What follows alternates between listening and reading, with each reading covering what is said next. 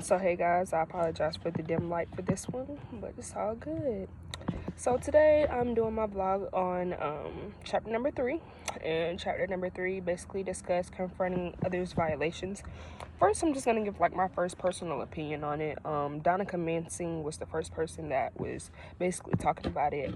She was like, you already take enough time being mindful of your own, ethics and your own behavior and different things like that to then try to keep up with others. Like, for example, you can't control somebody telling you a lie. So really, in a sense, like, this chapter kind of spoke to me, but it made me sit here and think about how I really go about life, because I don't confront others when they do unethical things, because in this point in life, at this age that I'm at, we are all grown. So I don't think that I would, sit there and be mindful of others' behavior, because really, like she said, it's already a full-time job keeping track of your own behavior and making sure you're on track and making sure you continue to move forward in life versus keeping up with somebody else.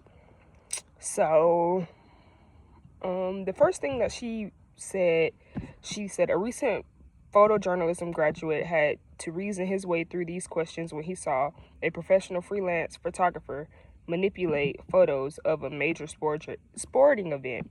So basically what I got from that example, she was saying that, one journalist seen another journalist doing something like editing the photos and maybe like, photoshopping type thing to put their pictures out there, maybe to get more attention or get more reads or something, and he didn't necessarily agree with that. So in that sense, that's not something, like, I'm not a big, stickler or a junkie for rules or anything. So I'm kind of more focused on myself person. So I enjoyed the beginning part of this chapter. So the chapter goes on to talk about moral development in theory. So they first talk about a person by the name of David Calvert, and he had been shooting photos for the National Wire Services, so like newspapers and other clients, for like several years. And he was an inspiring high school journalism teacher. So he then moved on to photojournalism, and this is really how they go on to talk about how photojournalism and journalism in general have like ethical behaviors and different things like that, and how he manipulated, his tools to do other things or bring more attention and different things like that. So basically, eventually, Calvert came up with a decision to drop a kill notice, which basically meant like he dropped a news article or something like that, letting others know they shouldn't use manipulated images, because that was kind of like against journalism and against telling the truth, or basically having the real word from people out in the community and stuff.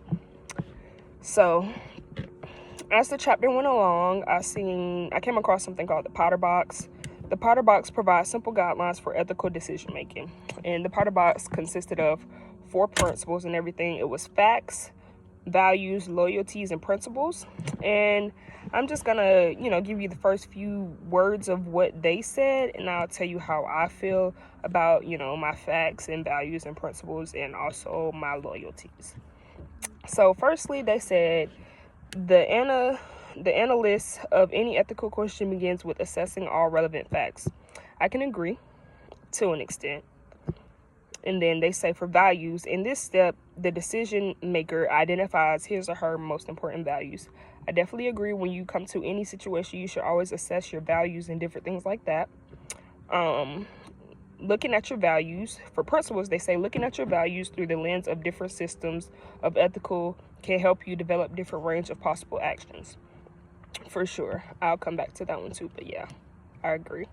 And loyalties, they said at this point in the reasoning process, determining whom or what you are loyal to helps clarify thinking. And very true. So yeah, I'm gonna go back up. So for facts, I would say for me, facts are important because, one, you need to know the facts behind a situation before you even approach it. Because if anything, say if the whole situation is false, you're not gonna, waste time or put any energy into it. So facts are they're very number one, and I'm glad that they made that number one in the book. So number 2 is values. I feel like every person in the world should have some type of value, something that you stand by, something that helps you identify what is most important in any situation. That's really what your value is, and I definitely agree.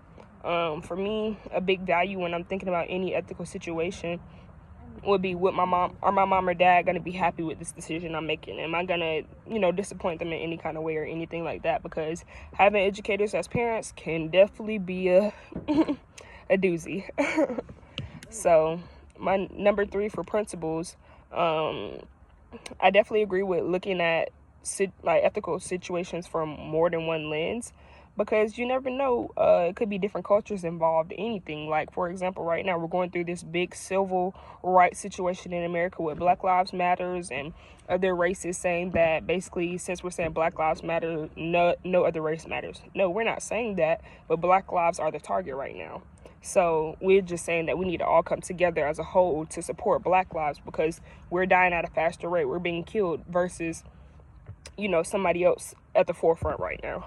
And lastly, loyalties. Loyalties are important, but I think loyalties just depend on the situation, like who you're loyal to or who you're closest to, like if it's an ethical situation between friends or something like that.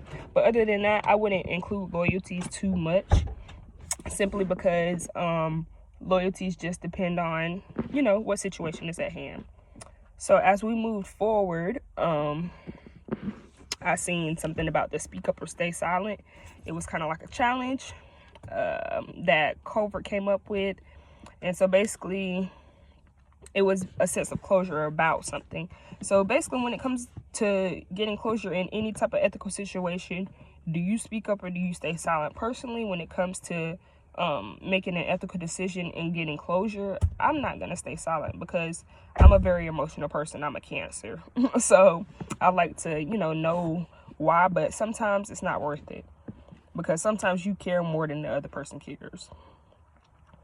So yeah.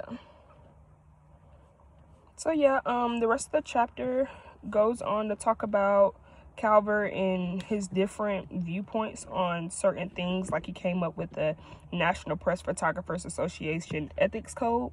So basically, he came up with a lot of bylaws and rules and different things as it referred to journalism. And sorry guys, my computer's kind of dying.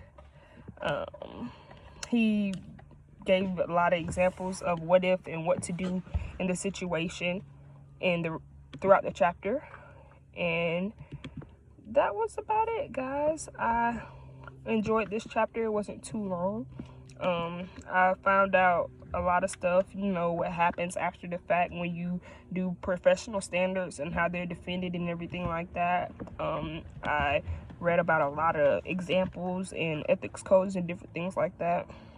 So overall, I enjoyed reading this chapter. See you guys on the next vlog.